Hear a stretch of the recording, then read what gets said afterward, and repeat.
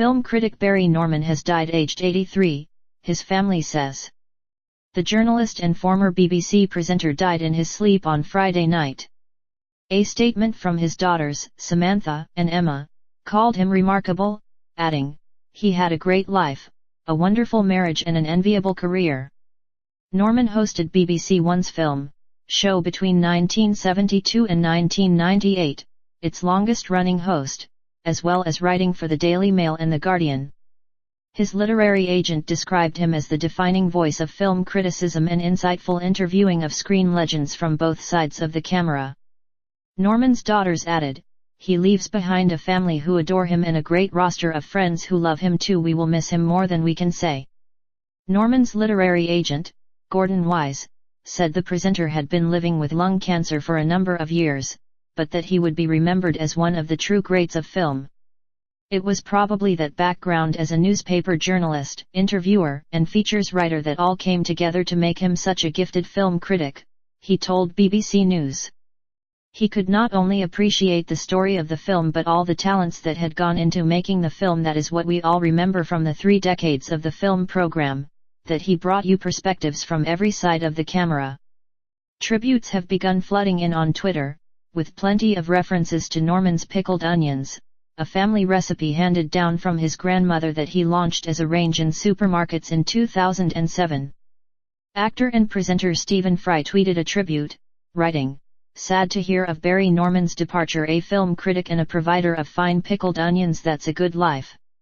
Presenter Jonathan Ross, who took over film in 1999, added to the tributes. He tweeted, "Very sad to hear that Barry Norman has left us, a great critic and a lovely, lovely man."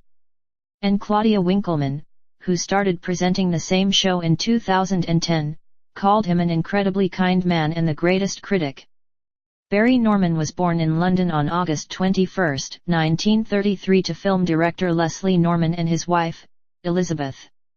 He went to Highgate School in North London, but skipped university, instead beginning his writing career at the Kensington News.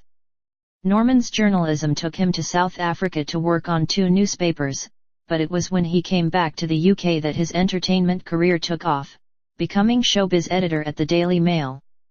It was during his Fleet Street years that he met his wife Diana, a journalist and the author of best-selling thrillers under her pen name Ariana Franklin, and they wed in 1957.